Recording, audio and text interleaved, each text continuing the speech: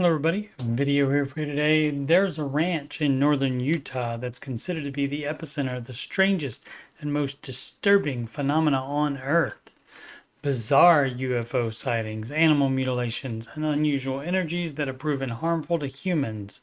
The federal government tried and failed for 20 years to find answers, but now a new team of experts has taken over, determined to reveal the secret of Skinwalker Ranch. This is the Retro No Cap recap of The Secret of Skinwalker Ranch, Season 1, Episode 3, called Looking Down. Aired April 14th, 2020. For more Skinwalker Ranch recaps, there's a playlist link in the upper right.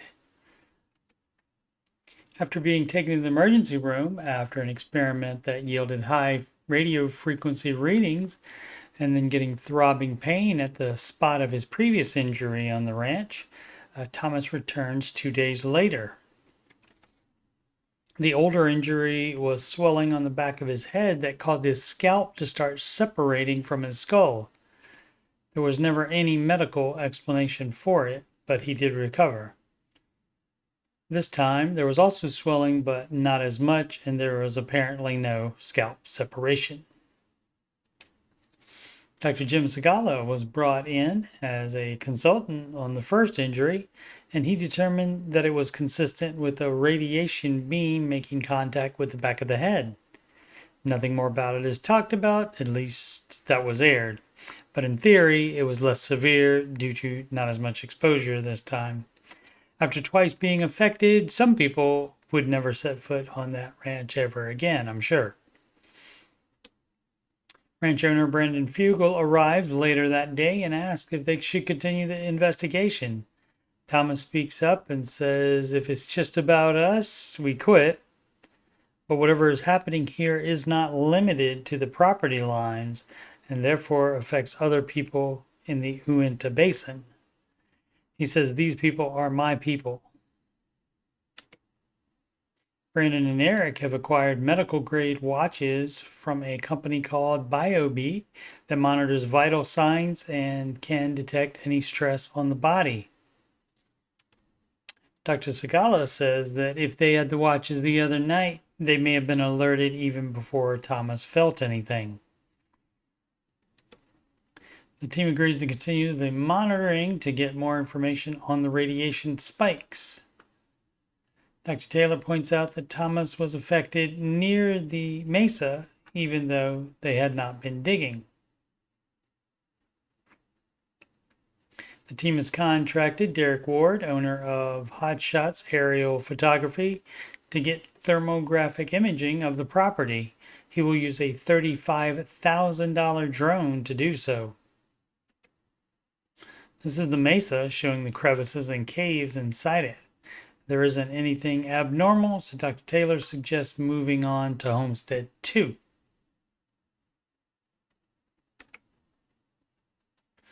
John and Emma Myers built Homestead 2 in 1905 to live in as they raised cattle on the ranch. On the most recent Season 5 episode, a retired deputy sheriff reveals that John Myers called him to take a look at a spot on the property where cattle mutilation and a craft crash happened. Whatever crash managed to leave the spot, but it did leave debris, including a sheet of malleable metal that looked like aluminum, just as reported of the Roswell crash site. Myers swore the deputy sheriff to secrecy due to fears that the government would take the ranch away. Homestead 2 has been abandoned since the 1930s, and a lot of the locals think it's haunted.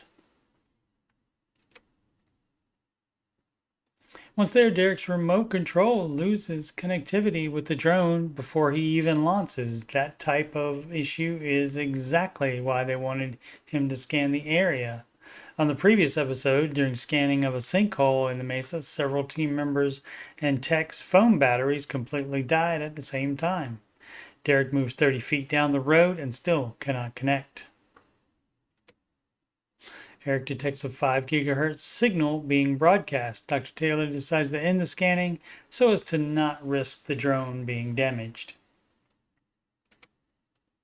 Later, Dr. Taylor, Segala, and Tom plan to try to triangulate where the signals are coming from. They get one immediately and discover that it's coming from above them. Dr. Taylor's using the can to block the signal in all but one direction so he can tell where it's coming from. They go to a far point on the ranch and are still picking up the same signal. Dr. Taylor says they need a third point for the triangulation, but we are not shown that spot. Later in the command center, Dr. Taylor plots the data on a map to see where they intersect. Dr. Taylor says they will use basic high school trigonometry. He says it's 5,700 feet above the ranch, a little more than a mile high, and the jets fly at about 6 miles high. He also says they should be able to see aircraft a mile high. The next step is to load up a weather balloon with instruments and put it in that spot. Obviously, Dr. Taylor has a weather balloon expert friend that is also a PhD in both mechanical and aerospace engineering. Matthew Turner of the University of Alabama, Huntsville arrives at the ranch to assist. In addition to the instruments, the team has also attached a camera.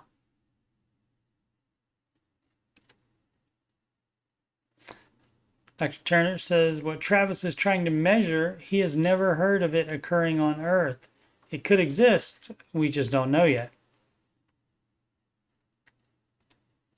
They're surprised that there is no wind blowing it around. The team has it tethered, so they are controlling how high it gets.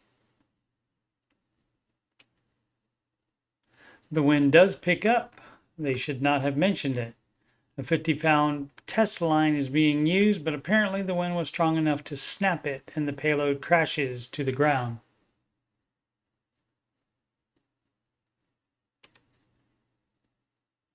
The team recovers the payload. This time they will not tether, they will just let the balloon rise. They have added an audio beacon and a GPS tracker to the payload. It is a perfect launch and goes to the exact spot. Very rare on this ranch. Back in the command center, Eric is tracking it, but it stops updating. It is programmed to update once a minute. The sensor has never failed Dr. Turner, but this is common on the ranch. The updates stop right at the triangulation point of the signal. They look at the camera footage of the first balloon and the RF meter maxes out. Dr. Taylor says it's like standing next to a microwave that is on. Dr. Zagala says that a ground-based signal loses strength as you go up in the air, so there has to be a source located off the planet. Dr. Taylor, of course, suggests building a rocket to use in the same experiment instead of a weather balloon. While waiting for the rocket components, Dr. Taylor and Thomas go to Homestead 1, which is where the caretakers live. They have been there only a few weeks and have been reporting strange sounds from the basement. Thomas has already been there and punched a hole in this concrete that has open space behind it. There is no access to the space. He also says he didn't see any pipes in there. Dr. Taylor says that's horror movie stuff. They attach camera to a stick so they can see inside. The walls are thick concrete and it's completely dry. There appears to be nothing in there except this debris on the floor, which Dr. Taylor says looks like something has been burned. He also says you would suffocate building a fire in a closed room like that. The white pieces could be bones. I'll continue recapping new episodes late Tuesday night as they air, as well as retro no-cap recaps of the earlier seasons. I'm also doing retro no-cap recaps of The Curse of Oak Island, seasons 6 through 8. All of the other episodes are already done and are in my Oak Island playlist. Thank you so much for watching. Please subscribe, like, and comment.